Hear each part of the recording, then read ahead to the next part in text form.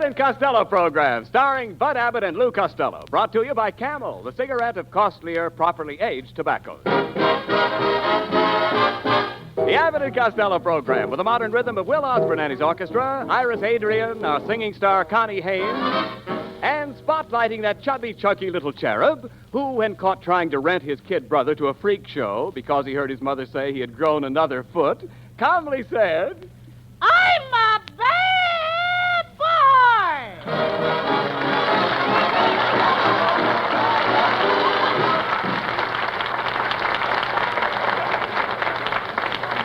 Well, Costello, late again. Here I get you a nice job in Melonhead's department store, and on the very first day you come in late for work. Well, what's your excuse this time? Well, Abbott, I've been out on Hollywood Boulevard, and I was watching the Santa Claus parade. Yeah. And what a parade! I know that. First came the big bunch of movie stars, and then came Santa Claus, and after Santa Claus came the beautiful Lady Godiva on a big white horse. Well, what came after Lady Godiva? The cops. Oh!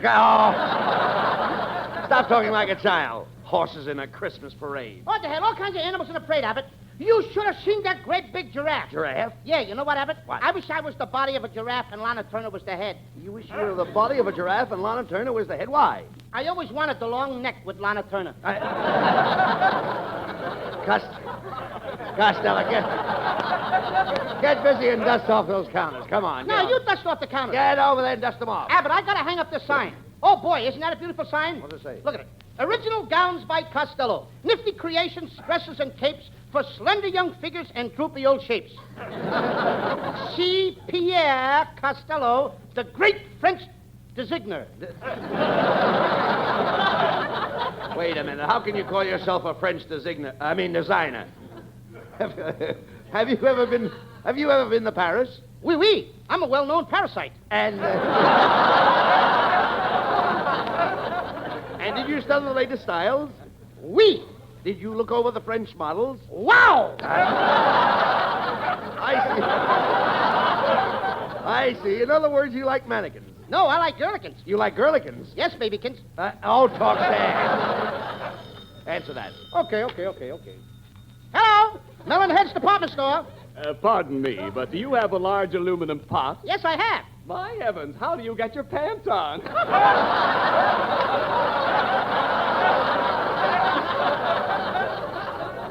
Hey, that's a big belly laugh. I think I'll pull it on Abbott. Hey, Abbott, have you got a large aluminum pot? No, but I've got a 6-cup percolator. Now, what am I going to do with the pants? I'm sick of talking to you. If you want me, I'll be in ladies' lingerie. You'll be where? I'll be in ladies' lingerie. Well, that's a nice picture. You're going to wear scanties for panties? No. You dummy. I'm going over there to pick out a blouse for my wife. A peekaboo. A what? Peekaboo. Okay. Peekaboo! I see you. I didn't know you liked to play kitty games. Look, will you shut up? I'm going to get my wife a blouse and a nice pair of mules. A pair of mules? Yes. I wonder what my wife would say to a pair of mules. Well, she'd probably say like everybody else. Whoa, and giddy up. I'm talking about a pair of bedroom mules. Bedroom mules? Yes, my wife has all kinds of mules in her bedroom. Red mules, green mules. Why, she even has a pair of chicken mules. Hey, Abbott, do you see all those different colored mules with your own eyes? Certainly, I see them every night. In fact, I saw them this morning. Let me smell your breath. Look, you dummy, doesn't your mother have mules in her bedroom? No, my father's very particular. Look, when your mother gets up in the morning, what does she put on her feet? Corn plaster. No. She must have some kind of mules. There are 2 kinds of mules, silk and felt. Felt? Yes. Hasn't your mother felt mules? No, sir. She never touches any kind of animals. Look, forget about the animals. Every woman likes mules. Now, my wife uses a pair of mules to go around the house. What's the matter? Is she too lazy to walk? When she gets up in the morning, she always slips on her mule. Why don't she keep them out in the backyard? Why, my wife needs her mules to keep her feet warm. You mean you all sleep in the same bed? Sleep in the same bed. My wife keeps her mules under the bed. For goodness sakes, don't the Board of Health say nothing? Look, that settles it. I'm going right up to Mr. Melonhead's office and tell him that you're not fit to work in a department store. Please don't do it, Abbott. Why not? Don't make me lose my job. Well, I should. I'm trying to make some Christmas money to buy my dear old mother a present. What do you mean? I wanted to get her a little pet squirrel. You want to buy a little squirrel for your mother? Yes, Abbott. I figured he could help her with the housework and do the dusting. Now, wait a minute. A little bit of squirrel. Wait a minute. How could a squirrel help your mother with the dusting? We just tie up his tail and let him run between the Venetian blinds. Oh, that's...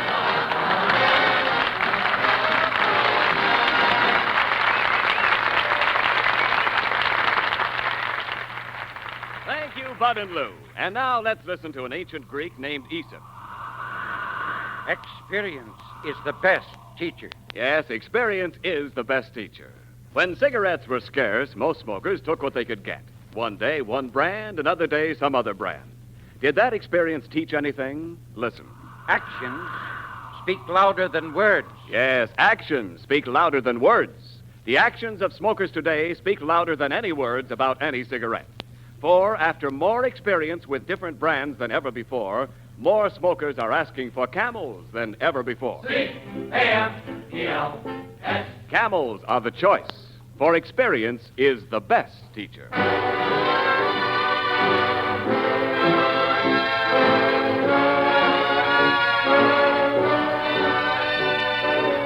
Camel presents Will Osborne and his orchestra. From Will's new picture, Swing Parade of 1946, just a little fond affection.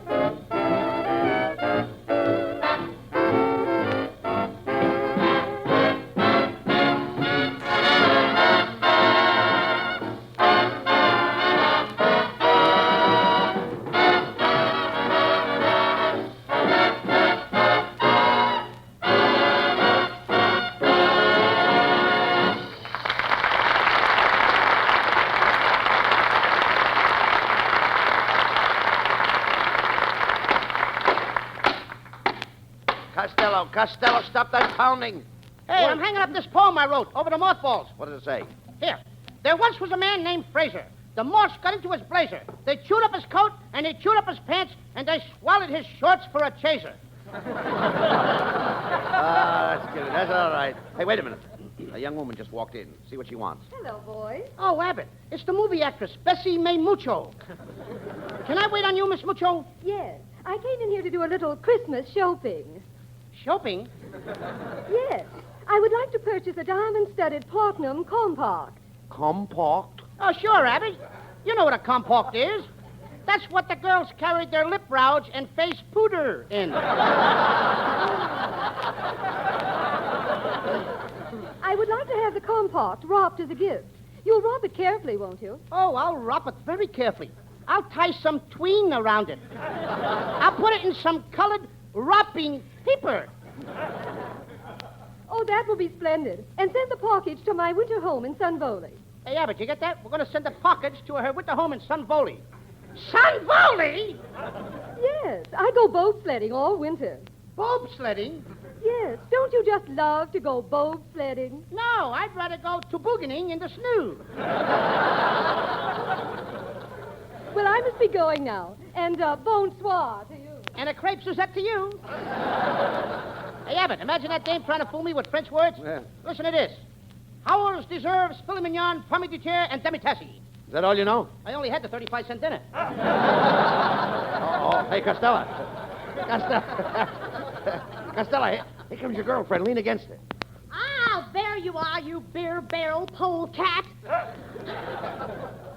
I came down the aisle and saw you talking to that dame. I can't help it, Lena. I guess it's the Van Johnson in me. Bow your head when you say those two sacred words. Now, wait a minute, Lena. What has Van Johnson got that I haven't got? What else?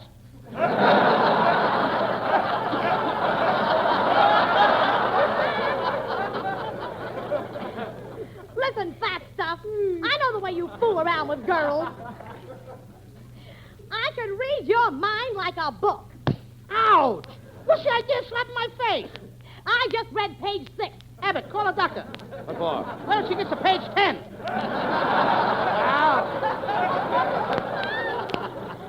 Listen, Costello, I came down here to find out what you're getting me for Christmas. Oh, I got you a beautiful bottle of perfumey. It's called 5 Nights in a Drainage Canal. 5 nights in a drainage canal. Yeah, it's Fleur de Sour. I've changed my mind. You can hardly lift the cover off it. Well, I've changed my mind, Costello. I don't want any presents from you.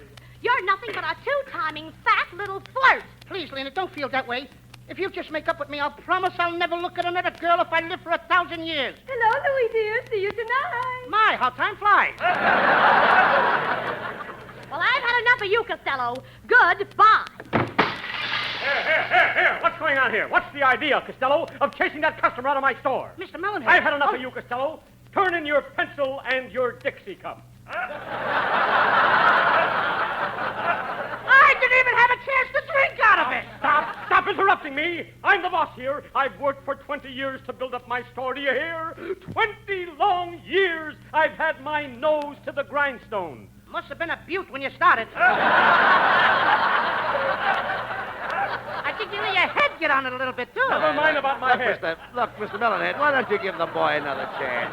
Come on, give him a break. He's all right. All right, Abbott, I will. Costello, I'm going to show you how to be a salesman. Now, there's a counter over there with 100 umbrellas on it. They sell for $5 apiece. Okay. Now, Melonhead, nobody wants to pay $5 per umbrella. That's where salesmanship comes in. You've got to make them buy it. Now, I'll pretend that I'm a customer, and when I come up, you sell me one of those umbrellas. Now, here I come. Okay. Good morning, clerk. I'd like to buy an umbrella. I can let you have one for $5. $5? That's too much money. You mean you don't want it? No. See, I told you nobody wants to pay $5 per umbrella. No, you idiot, you moron. You've got to sell me on the umbrella. Why don't you pay attention to me, Costello? Stop eating those powder puffs. Powder puffs? I thought they were marshmallows. Well, they are powder puffs. Then I'll eat some of these lifesavers. Put those down. Those are corn plasters. They are? Yes. No wonder every time I hiccup, I taste mercurochrome. Pay attention to me. I'm trying to teach you salesmanship for my store. Now, here I come again. Good morning, clerk. I'd like to buy an umbrella. Oh, back again, eh? What do you mean, back again? I've never been in here before. I swear you were just in here. I never figured a face, especially a long face like yours. Never mind about the length of my face. What an idiot you are. Get out from behind that counter. I'll be the clerk and you be the customer. Now, Okay. You come up and ask for an umbrella, and I'll show you how to sell umbrellas. Okay, here I come. Good morning, clerk. Good morning. Would you like to buy an umbrella? No, thanks. No, thanks! Then in heaven's name, what did you come in here for? It's raining outside. Listen to me, you dummy. You want an umbrella. Umbrella. Shame on you. We never call them umbrellas here in California. What do you call them? Fog sticks. Oh.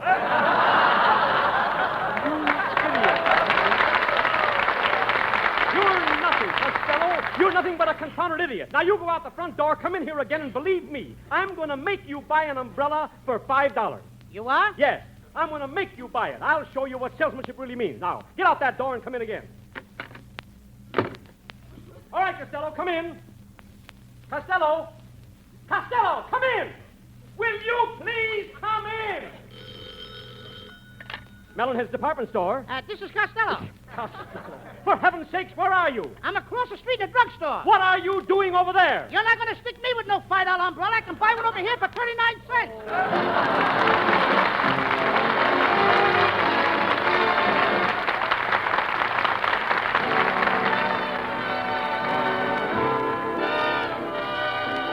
For Camel fans everywhere, lovely little Connie Haynes sings, "It Might As Well Be Spring."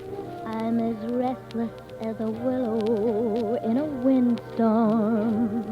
I'm as jumpy as a puppet on a string. I'd say that I have spring fever, but I know it isn't spring. I'm starry-eyed and vaguely like a nightingale without a song to sing. Oh, why should I have spring fever when it isn't even spring? I keep wishing I were somewhere else, walking down a strange new street, hearing words that I have never heard from a man I'm yet to meet. I'm as busy as a spider spinning daydreams. I'm as giddy as a baby on a wing. I haven't seen a crocus or a rosebud or a robin on the wing,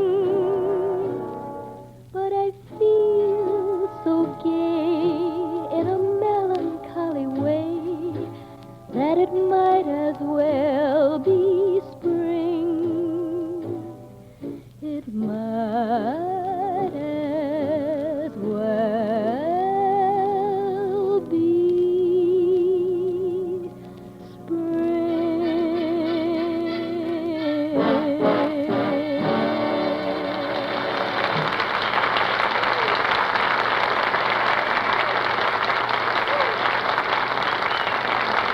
Connie, your voice is as soothing and pleasant to my ears as the smoke of a camel is to my T-zone. The T-zone. T for taste, T for throat. The zone where smokers test the smoke of any cigarette. Yes, in his own T-zone, each smoker tests for himself the smoke of a cigarette.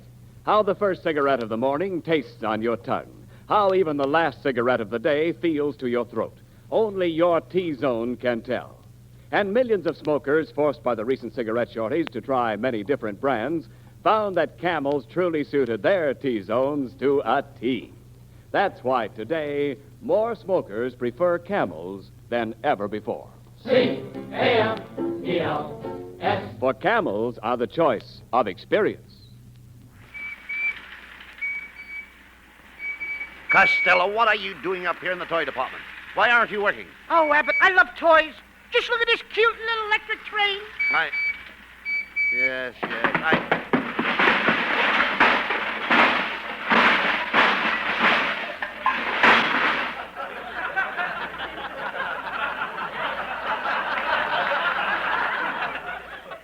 That was an electric train. What were you doing with that train? I thought I saw an empty seat. Oh, you idiot. Acting like a little kid. I ought to buy you a doll and some games. Just get me a doll. I'll think up the games. You'd better not let Mr. Melonhead catch you fooling around up here. Oh, yeah? I'd like to see him walking here right now. I'd tell him where to get off. Oh, so you're going to tell me where to get off, eh, Costello? Yes, Melonhead. Where do you live? 6500 Hollywood Boulevard. Well, you get off at Vine Street.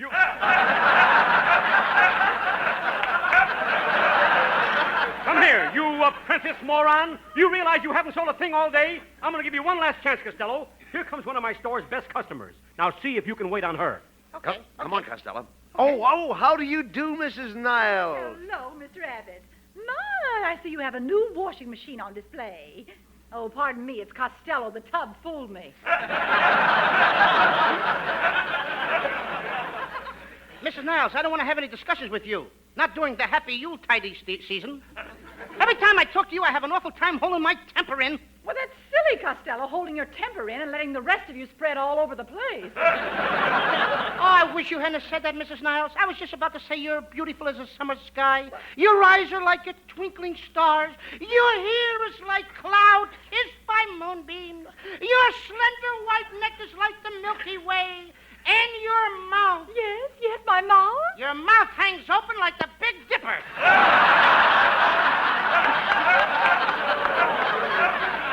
Oh, Costello, I refuse to talk to you. Miss Rabbit, I'd like to get something for my husband, Kenneth, that'll make him very happy. Where are you going to get a new face? All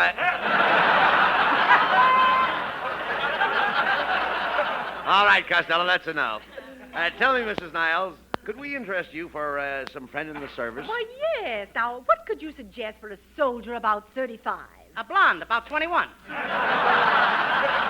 I am not talking to you, Costello. Miss Rabbit, there's another present I have to get. Oh, it's for an old flame of mine I used to run around with when I was a young girl. Well, If you ran around with him when you were a young girl, you better get him a bowl. A bowl? Yeah, and something to soak his bread in.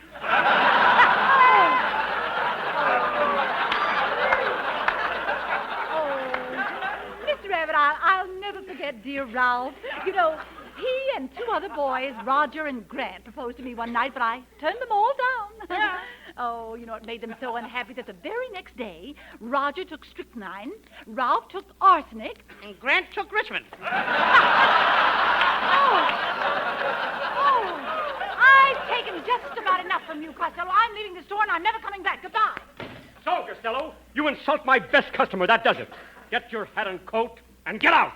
Go on. Here's your week's salary. Just a minute. This doesn't look like a full week's salary. Where do I count it? Go on. 10, 20, 30, 41, 42, 43. It's all here. 43 cents. No Christmas bonus? All right, here's a bonus. 44 cents I got now. Right. All right, now get out. Well, I warned you, Costello. Now you're fired. What are you going to do? I'm not going to lose my temper. Not around Christmas time anyway. I'm going to return good for evil. I'm going to spend all my salary right here in this very store. No, I don't know how you do it, Costello. Mrs. Niles is mad at you, your girlfriend is mad at you, and now Melonhead is mad at you. But there's one person in this world that loves me. That's my Uncle Artie Stebbins' wife, my Aunt Annie. Come on, Abbott. I'm going to buy her something at the cosmetic counter. Pardon me, gentlemen. Is there anything I can do for you? We carry a full line of cosmetics. Rouge, lipstick, face cream, and cleansing tissue. Cleansing what? Tissue. Well, it seems kind of silly, but if you want to tiss me, go ahead. You tiss me and I'll tiss you. All right, Costello. Please, let me handle this. Look, madam, my friend here is a little confused. He doesn't know what to get his Aunt Annie for Christmas. Well, maybe I can help. What kind of a complexion does she have? Is she fair, dark, or medium? Oh, she has a peach complexion. A peach complexion? Yeah, yellow and fuzzy. Well, from the description of this lady, I imagine she could use one of our facial kits. One of your what? The lady wants to sell you a kit. What do I want to buy a kit for? I'm going to get married and have kits of my own. Well, you don't understand. This is a beauty kit with full instructions. All this lady has to do is apply some of this lotion. Then she covers her face with the white of an egg, some sour cream, and a cake of yeast. She did that once. What happened? The next morning, she broke out in biscuits. Oh! Now, you silly boy, you tickle me. Now, you tickle me first. Stop that. Costello, if you don't buy something pretty soon, I'm going to walk out on you. Well, just a minute, boys. How about something for the lady's hair? Does she have a snoot? Certainly she's got a snoot. Well, is it a short snoot that hangs down her back? No, it's a long snoot that hangs down over her chin. Costello, the lady is talking about your aunt's hairdo. Yes. What's your aunt's hair do? What does her hair do? Comes out when she combs it. No, Costello, we're trying to find out how she does her hair. Does she pile it on the top of her head, or does she drop it down her neck? She hangs it up in the closet. No. Look, Costello, does she wear her hair off her face? No, it takes too long to wear it off. She has to pull it out with tweezers. Look, miss, please. Costello's aunt is short and fat, just like him. Oh, I've got just the present for her. Our special weight-reducing machine called the Melt Your Belt Away Fat Cabinet. There it is, standing right over there. Lady, those things are a big fake. Now, Costello, how can you call a thing a fake without trying it? How much does your aunt weigh? 240 pounds with a girdle on. Well, how much does she weigh with it off? I don't know. She could never get it off. Well, now, this machine is absolutely guaranteed to take the weight off, no matter how fat you are. If you're skeptical, young man, why don't you get into the machine and try it yourself? Now, that's fair enough. Go ahead, get into the machine, and we'll find out if it works. Wait a minute, Abbott. No. Now, Don't. go on, get in there, get in there. Go on, get in there. Now, that's a good boy. Now, we'll turn on the machine, and you'll see how it melts the fat away in no time. Get me out of here!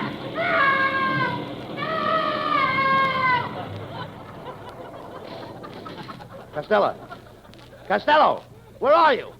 I'm right. Speak to me. Where are you? I'm right here, Abbott. But all I can see is a little puddle of water. Well, don't step in it. It's me.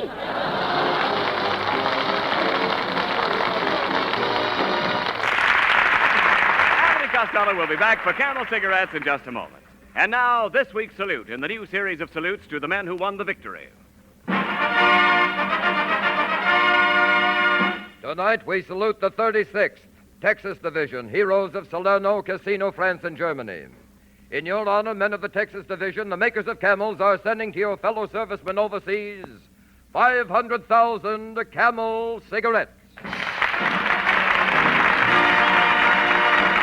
of the two Camel radio shows thus honors the different units of the Army, Navy, Marines, and Coast Guard, a total of 1 million Camels sent free each week. Camel broadcasts go out to the United States twice a week, are rebroadcast to practically every area in the world where our men are stationed, and in cooperation with the Good Neighbor policy, also to Central and South America. Listen next Thursday when Camel again presents Abbott and Costello. And now hear Bud Abbott and Lou Costello with the final word. Ladies and gentlemen, we have had many complaints that the program is too short. So we'd like to ask you a question. Ladies and gentlemen, what would you say if starting next week you could hear a full hour of Abbott and Costello? Oh, no, not that! Anything but that! Oh, how much can a guy stand? Wait a minute, you! Hey, you think you're pretty smart interrupting us every week. Huh? Yeah, I've been around. I'd like to ask you a question. Go There's ahead. a mule on one side of the river. On the other side is a bale of hay. The river's 40 feet deep. How does the mule get the hay? I give up. That's what the other jackass did. Ah! Good night, folks. Good night. Good night, everybody. Good night, everybody, and don't forget, buy all the victory bonds you possibly can at your local theater. Get all you possibly can. Buy more and more. Come on, everybody in Patterson. Be sure to tune in next week for another great Abbott and Costello show brought to you by Camel Cigarettes. And remember, try Camels in your T-zone. See if they don't suit your taste, your throat, to a T.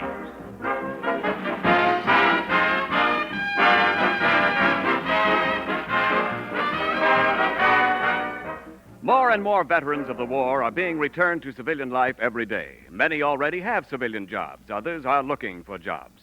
Here are a few simple facts that every veteran, every employer, indeed every American should know. The average veteran will make a far better employee than before the war. His selection for service in the armed forces proved his physical and mental soundness. His training in the armed forces has probably given him special skills and know-how, useful in many civilian jobs. His service in the armed forces has given him the discipline, self-reliance, and maturity that are invaluable ingredients of success.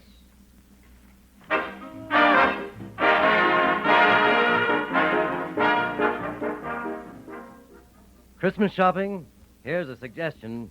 Give a man the 1-pound Christmas tin of Prince Albert tobacco. When you give Prince Albert, you give a gift that'll go on giving top pleasure for a long, long time. Yes, in that 1-pound Prince Albert tin are 400 pipefuls of the smoothest, grandest smoking a man ever tasted. The Prince Albert no-bite treatment takes out parch and sting, yet leaves in the rich, satisfying flavor of mellow tobaccos. And he's sure to like Prince Albert, for it's the biggest-selling pipe tobacco in the world. And be sure on Saturday night to tune in the great Prince Albert radio show, Grand Ole Opry, Coast to Coast, on NBC. The Abbott and Costello show for Camel Cigarettes will be back at this very same time next week. Don't miss it. This is Ken Niles in Hollywood, wishing you all a pleasant good night. This is the National Broadcasting Company.